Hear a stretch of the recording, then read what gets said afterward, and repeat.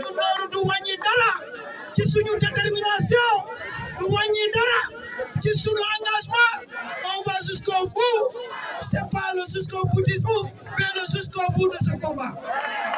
du camarade Diagne bi nga xam ne nii dafa bokk ci. Vive la lutte camarade. Vive la lutte camarade. dañuy jaajëfal ñi nga xam ne jaar nañ fi léegi te nekk ay responsable au niveau local di wax ne camarade li Ablaye Diallo wax léegi lay dëggal suñuy nekk di xeltu di waxtaan di teg ay jéego dafay fekk ñu am ñu nekk suñu ginnaaw camarade suñu gëstoo nag gisatuñu kenn wet dina am waaye danañ continuer li ñuy def camarade nous vous appelons à la mobilisation camarade dañoo bëgg yéen ñëpp ngeen xam ne wax ji mooy dara beesu fi dara beesu fi 2022 ba suñu jonn yàlla tey benn jéego teguñu ko ku fi ne dafa am une question émergente bu fi jug xamuñu fu mu jugee waaye bokkul fii li ci des mooy ti ne sooy wax ak nit ci passif da ngeen di déggoo ci yan poñ la ñuy waxtaan camarade lenteur amu fi camarade damay laaj ndax lenteur am na fi am déet camarade lenteur am na fi am déet camarade correction système de rémunération dañ ko def camarade ndax mbirum décisionnaire yi signé décret kese la camarade lan la ñu war a laaj dañoo war a laaj nu ñuy ñoŋalee retraite bi camarade naka la ñuy def ba méngale cotisation yi camarade naka la ñuy yokkee atum retraite bi bu ñu mënee jokk juróom ku nekk ku ci mën ak koo ko mënee nga def ko camarade dama ne fii lu fi ñor ba ñu koy màcc amu fi dañuy xoos ndax dañoo mar dañoo xiif te dañoo doyadal donc camarade dañuy xeex ba mu jeex camarade lenn nag moo fi nekk ku ne soo dooleelul sa njiit duñ di koy wekk ñii dañ leen war a jaajëfal te damay ñaan ñu tàccu leen camarade ay gaynde ngeen ay waajur ngeen ay éducateur ngeen dañoo staff lu ma ci gën a neex ñu bëri ñu.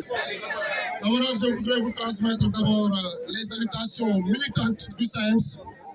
À sa tête, le camarade El Hadji Malick Youm, qui est aujourd'hui à Saint-Louis pour une activité pareille. Parce que Saint-Louis, quelque part, dañoo constaté mouvement bi dafa xaw a voilà dafa am ay enseignants séeréer yoo xam ne dañu nekk ci classe yi moo tax nag ñu ne démb ci guddi El Hadji Malick Youm demal Saint-Louis demal IA Saint-Louis gën a renforcer la base. loolu moo tax tey ma nekk fii di représenter le camarade oncle El Hadji Malick Youm. Camarade, je voudrais commencer par dire quelque chose. Et pour dire la vérité, quand je le dis, je dis halte à la médisance. Vous connaissez très bien ce que je dis. Halte à la médisance. Gars, halte à la médisance. Halte à la médisance. Aujourd'hui, tous les syndicats du G7 ont déposé un préavis de grève. Et dans ce préavis de grève, il y a un premier chapeau qui dit quoi? Le passif social. Deuxième chapeau, on parle des questions nouvelles. Mais nous, les syndicats du G7, on a dit qu'il faut qu'on mette le focus sur les questions nodales. Les points qui fédèrent, les points fédérateurs. C'est quoi le passif social? Quelqu'un l'a dit tout à l'heure. D'abord, c'est la question des décisionnaires. Ça, je ne reviens pas. Même si les décrets ont été signés, mais il devait y avoir ce qu'on appelle l'accompagnement par un décret d'application. Mais s'il y a un décret, pas chaque jour, nga gis benn décisionnaire bu dem retraite, chaque jour, nga gis benn enseignant bu génn àdduna, malheureusement, ñooñu ñu profité ci décret yi. Raison pour laquelle on avait dit au gouvernement d'aller dans le sens de signer accord un décret d'application.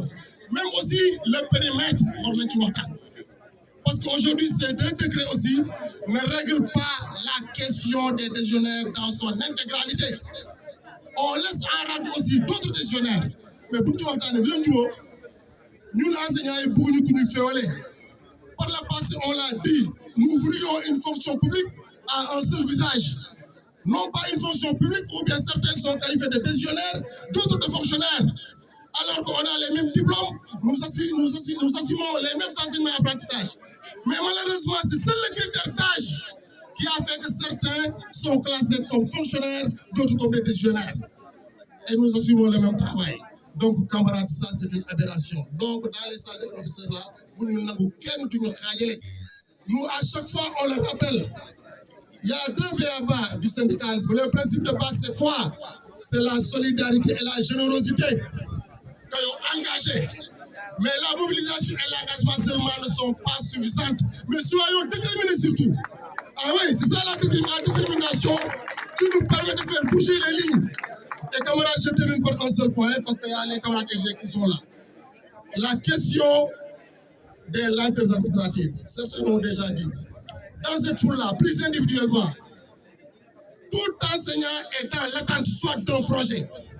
Si ce n'est pas le projet, c'est l'acte. Si l'acte sort, vous parlez d'alignement. Après l'alignement, vous courez derrière votre appel. Rappelez-vous, nous sommes rappel. Camarades, lolo, moun camarades. Lolo aussi, de tout pour pouvoir l'air. Question de la surimposition, je vais vous donner une anecdote. Parce que tout récemment, on a eu une rencontre avec le gouvernement du Sénégal. Lorsque le ministre Bougal a dit qu'il n'y a pas de surimposition, en tout cas, nous sommes là et on a pris la parole. Nous, le ministre Bougal, nous sommes des enseignants créés à main. Nous ne sommes pas des experts fiscaux. Nous ne sommes pas des praticiens ni des théoriciens de la fiscalité. Mais nous savons lire le code des impôts. On sait que l'impôt est soumis à un barème progressif, nous le savons tous. Mais de façon factuelle, je vais donner un exemple pour l'air. Un enseignant qui a un bor, moi je rappelle, bor, moi je touche 2 millions, vous devez toucher sur le net, vous touchez 1 million. Nous avons monsieur le ministre Bougal, est-ce que l'idée sur l'imposition? Mais pour dire la vérité, de vous dire qu'on sàcc am na sàcc googu daal la ñuy wax gouvernement bi na ko bàyyi. Kon nag gars yi les wolof da ngeen koy wax des fois dañ naan tan ko rewul bu tan ko rewoon bu ñuy gubali mbaa mu ëpp cap waaye olof yi wax leen waay wala dëgg wala olof tan ko rewul bu tan ko rewoon bu ñuy gubali mbaa mu ëpp cap gars yi je vous remercie. damay tibb ay kàddu yu sell di ko jagleel ñëpp ñi fi teew di leen sargal ndax nag yéen ñi fi teew yëpp da ngeen bàyyi ay ité kon da ngeen mérité ñu sargal leen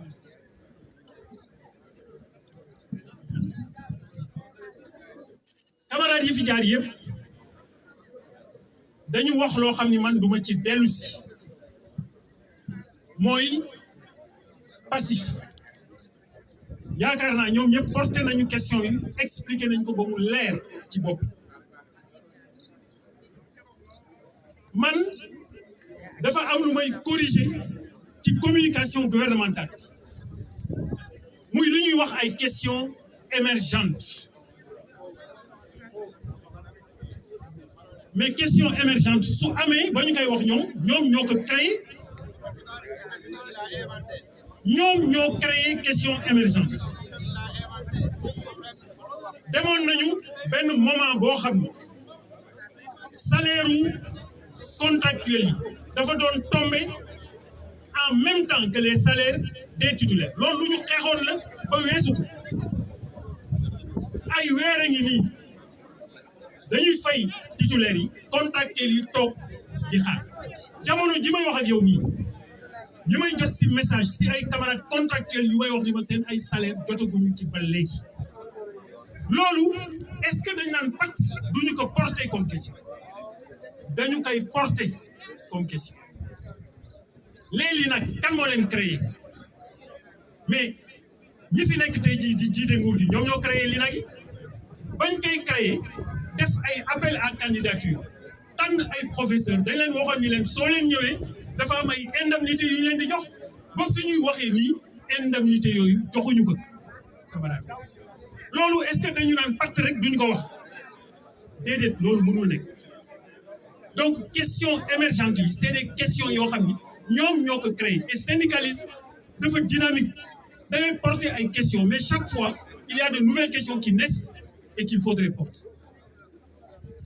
loolu lu ma doon mottali la rek si li camarade yi wax mais li ma bëgg ñi fi teew ñëpp xam que moom mooy que li nekk en jeu aujourd'hui dafa dépasser loolu yëpp li nekk en jeu c'est la dignité même des enseignants li nekk en jeu c'est le droit de grève ci boppam xaw ma da ngeen def ngeen ci attention je crois 2 semaines ci ginnaaw am na fi benn conseil des ministres bu ñu def communiqué bi mën ngeen dem ngeen seetat ko président de la république dafa joxe instruction ministre de la fonction publique ni ko na wut benn commission boo xam ni dañuy liggéey sur la réforme du droit de grève donc ñii fa ñu jëm ak ñoom il faut que ñëpp xam ko su suñu taxawaay dëgërul ñu taxaw tem jàmmarloo ak ñoom à l'évidence ak yi ñu am yëpp suñu moytuwul dañ koy perte donc il faut que ñëpp xamee que noonu ensemble ñu mobiliser wu wan ñii ni leen fa ñu jaaroon ak ñeneen ndax nag lii jëkke wuñu ko président Abdoulaye Wade bi mu fi nekkee fan yi yëpp gis naa ci réseau yi ñu dugal ay vidéo yoo xam ni dafa doon menacé di wax ni li ngeen di laaj mënut a nekk président Macky Sall bongo Gabon la def fa lu mel noonu mais dañu jàmbaarloog moom ba arraché ak yi nga xam ni moom la ñu am donc ni ñu defoon ak ñooñu nag noonu la ñu war a def ak ñii noonu la ñu war a def ak ñii noonu la ñu war a def ak ñii wala ñu def lu raw loolu il faudrait que ñu xam ni ñun ay citoyens lañu ci réew mi duñu ay citoyens à part entière donc sous ce rapport camarades j'invite tout le monde à la mobilisation la seule réponse qu'il faut apporter à ces autorités-là mais c'est l'engagement c'est la détermination dans le portage des préoccupations. Je vous remercie de votre attention. Un enseignant qui est devant vous. Alors, pourquoi je le fais? ndax tey dañoo toll ci xeex boo xam ni dañ ko war a gagner ci fànn bu nekk lu tax boo leen seetloo ministre yu bare ñoo ngi ci plateau yi di wax li nga xam ni lu ci bare du dëgg lu ci bare ay kàcc la ni laa koy waxee ba mu leer li tax ñun ñuy grève dañuy grève parce que dañu ni ñuy fayee liggéeykatu Sénégal yi dafa am benn bojjukante bi moom mooy lan moom mooy man damay jàng ba am sama lijaasa dem def benn concours bu sélectif man ak samay yeneen naataangoo parce que man jàngalekat laa ñu jël samay àq ak samay yelleef yi ma waroon am si côté financier ñu ni kat yéen comme que da ngeen bëri du leen ko jox loolu la ñu wax na jeex dañuy laaj nguur gi tout simplement muy fay agent bi de la même manière que les autres loolu mooy premier aspect bi donc bu ñu taxawee naan amul inéquité salariale je crois que loolu duy ay wax yu dëgg parce que ñoom seen bopp ba ñuy commencé dañuy toog ak ñun si biir nekk ñu ni ñu am na inéquité daañu ko corriger bu ñu génnee si biti wax askan bi leneen donc loolu daf ñuy jaaxal trop moo tax il faut que yéen ñii kenn ku ci nekk ci salle de profom kenn ku nekk ci quartier mu mën a expliquer clairement lan mooy inéquité salariale beneen aspect bi moom mooy sur imposition lu tax may ñëw si ñaari points yooyu parce que ministre Cheikh Diba moom moo taxaw si assemblée nationale ni amul sur imposition ñu ne que li ngay wax yow maîtriser woo ko yow sa bopp pourquoi parce que quand il dit que moom ñoom ñoo ko corriger ñun ñoo nekk di xeex ñu ne dafa am sur imposition la mooy sur imposition boo jëlee préfixe sur ça veut dire que on nous impose plus que les autres li ñuy laaj gouvernement c'est très simple on a demandé au gouvernement de nous imposer de la même manière que les autres agents loolu kese lañu laaj ñu leneen te étalement boobu muy wax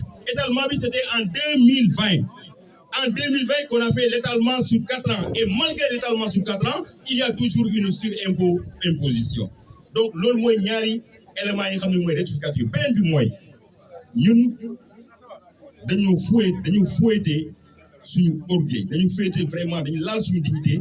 On nous a touché au plus profond de nous-mêmes en nous taxant de n'importe quoi. Et on a toujours tenu bon devant tous les régimes. Il n'y a rien de nouveau. Il n'y a rien de nouveau. On a toujours su faire face. Et tout ce qu'on a eu dans nos bulletins de salaire, c'est à sortir d'amples luttes. Et ça, qu'on soit clair là-dessus, il n'y a pas quelque chose de nouveau. Et je vous demande de vous mobiliser autour des secrétaires généraux du G7 pour adresser sérieusement la question de la réforme des retraites qui concerne nos amis décisionnaires. La question des décrets ne règle pas la question décisionnaire. Ça ne règle que 30% de la question. Donc il faut que nous mobilisions autour de cela. Il faut nous mobiliser autour du paiement de la dette. De la dette due aux enseignants en termes de rappel d'avancement, de rappel d'intégration et de rappel de validation. Et c'est une dette qui est estimée à plus de 100 milliards et pourtant nous il veut remettre en cause les libertés d'expression, les libertés d'association en nous menaçant. Ces menaces-là, nous les avons reçues depuis des années. Depuis 1960, on continue de menacer les enseignants. Et dans l'évolution du Sénégal, les enseignants ont toujours joué des rôles. En 1958, en 1962, en 1968, en 1998, en 2000, en 2002, en 2004, en 2006, en 2009, en 2011, en 2014, qui nous a valu une étude MGP Afrique qui a mené aux augmentations de 2022. Donc, nous avons toujours su tenir notre rang avec dignité, avec détermination. Et c'est cette même détermination que nous demandons de votre part. Une détermination sans faille.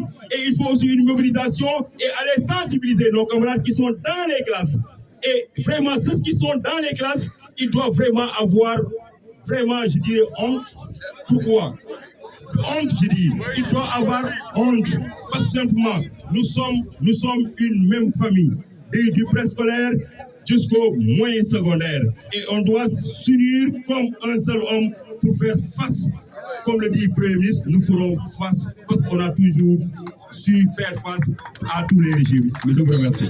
Merci beaucoup.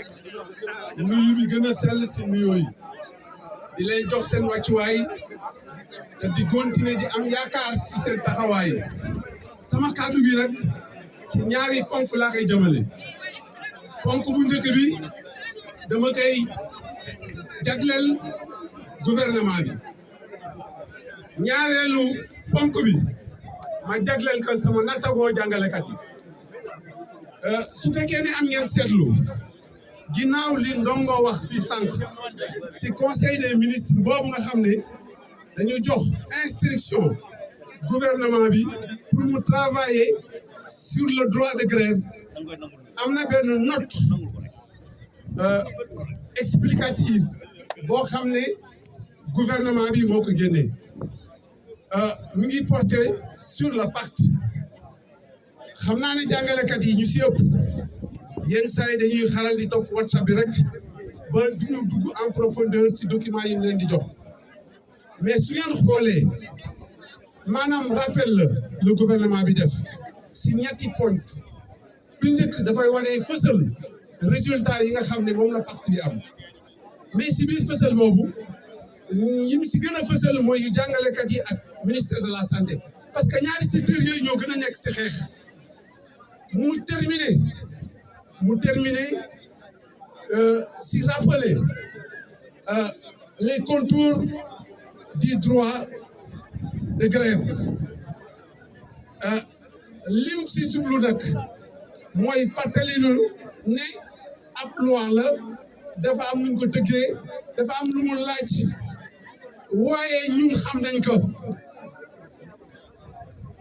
beneen pàcc bi nga xam ne nag foofu lañu war a taxaw def seetlu mooy dafa dut baaraam syndicat yi ne leen ne yéen vous êtes soumis à des obligations de reddition de comptes vous êtes soumis à déposer vos rapports chaque année au niveau de l'autorité administrative ñu jàpp ne loolu dafa yëglu pour xeex ak ñun te ñun dañu war a jël loolu en charge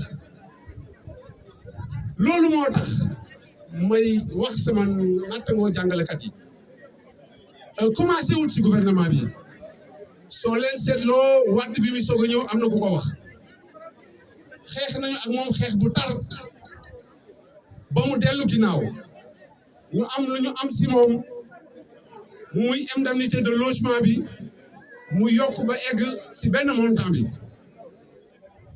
Macky Sall bi muy ñëw xeex lañu fekk ñu may ka ab diir la mu dige woon ak ñun defu ko ñu jàmmaarloo ak moom te bu dee yàlla dëgg la bëgg Macky am na lu bari yu muy defal nag suñu situation salaire contribué na si lu bari naam doyut boo ñu méngalee ak suñu yeneen na naatamoo liggéeykat yi loolu moo tax question nodale bi di système de rémunération ñu koy posé waat kon li may wax sama naatamoo jàngalekat yi mooy dafa laaj taxawaay bi nag vraiment xaw na des il faut ñu xoolante si ay bët yoo xamante ko di tenir ce meeting certains d'entre nous sont dans les classes en train de faire cours certains même qui ont observé le mot d'ordre ont préféré retourner chez eux plutôt que de venir ici pour montrer la force du mouvement syndical enseignant loolu moo tax bu ñu tàyyi na kenn ku nekk si ñun jug seedi nattangoom bi nga xam ne yeewoogut ubbeegut bëtam ñu dem toog waxtaan ak ñoom si nous perdons cette bataille bay boo ñu dem tuddi na bay boo ñu xam ne pare nañu te ñii ma gis dañoo pare pour xeex ak ñun vous avez suivi la presse d'hier c'est le ministre de la fonction publique qui, à travers des questions qui lui a été posées, a répondu de manière claire et nette que les ponctions vont être beaucoup plus pointues pour ce mois-ci. Par conséquent, restons unis, restons mobilisés, restons solidaires, mais restons fermes et faisons face à toute tentative d'intimidation, à toute tentative d'isolement du mouvement syndical enseignant. Vive les enseignants!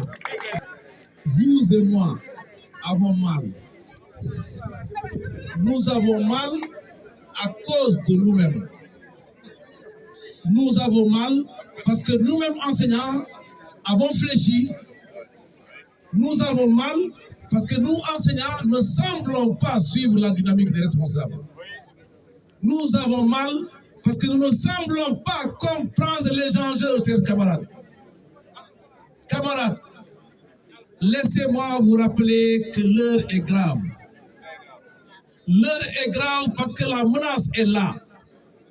L'heure est grave parce que les menaces sont réelles. Nous nous sommes réunis en plein déroulement du 5e plan d'action. Le 5e plan d'action, il fait suite à un premier, un deuxième, un troisième et un quatrième. Les causes, chers camarades, vous les connaissez tous. Nous avons tout à l'heure parlé de la question des décisionnaires, la question de la surimposition, les lenteurs administratives. Que dire de la question, justement, du système de rémunération? Les questions sont nombreuses. Nous avons voulu en citer quelques-unes pour rappeler à chacun d'entre nous pourquoi nous sommes là. Quand les enseignants posent des problèmes réels, quand nous soulevons des questions liées à notre système éducatif et à la carrière des enseignants, en lieu et place, nous faisons face à des menaces. Je pense que désormais, chers camarades, c'est venu l'heure pour nous d'en prendre suffisamment conscience. Chers camarades, nous avons demandé au gouvernement du Sénégal, en tant qu'État qui nous représente, vous et moi, d'avoir une posture de résolution des problèmes que les enseignants posent. Non pour nous menacer, non pas faire dans des méthodes fascistes qui relèvent du Moyen-Âge et de la dictature, comme nous le vivons aujourd'hui. Nous faisons face à une dictature rampante. nous faisons face à des manipulations de toutes sortes. Aujourd'hui, de l'autre côté, on nous met à mal avec l'opinion, sous prétexte que le gouvernement a trouvé solution aux problèmes que nous posons. Que non, aucune question n'est totalement résolue à ce jour. La question qui a semblé connaître un début de solution, c'est celle des décisionnaires. Encore que pour cette question des décisionnaires, il reste encore et encore à faire. Chers camarades, chers enseignants, il est donc venu pour nous le moment de comprendre les enjeux. Mais que face à ces multitudes de préoccupations, face à la précarité de la fonction enseignante, face au louvoiement auquel nous avons affaire, le gouvernement nous rétorque de la manipulation, des contre-vérités. Aujourd'hui, c'est deux éléments fondamentaux. Oui, le gouvernement a opéré à des fonctions. Sur le principe, aucun enseignant n'a un problème. Mais comment on peut assister et accepter qu'un enseignant qui n'a pas fait la grève soit fonctionnaire? Comment on peut voir un enseignant qui a fait la grève et qui ne soit pas fonctionné? Comment on peut voir un enseignant en congé de maternité que l'on fonctionne? L'on nous dit d'ailleurs que la consigne dans les IF et dans les IA, c'est que quand on fait le point, on ne prend pas en compte ces questions de débrayage. Le jour de grève, qu'il soit débrayage ou quoi, est comptabilisé comme journée de grève. Était-ce un vol ou non? C'est ça que nous appelons la manipulation et le vol d'État. Nous ne l'accepterons pas et nous ne devons pas l'accepter. Chers camarades, s'il nous revient aujourd'hui de comprendre et d'en être les porteurs de voix, nous faisons un échantillon assez représentatif, que chacun dans son établissement, dans son foyer, où qu'il se trouve, porte la question enseignante. Nous estimons qu'il est venu l'heure de nous parler et de nous parler très sincèrement. De nos choses l'une, soit on réussit, soit on capitule au gré du mouvement syndical. Le mouvement syndical sénégalais est menacé. Aujourd'hui, les droits fondamentaux, les libertés,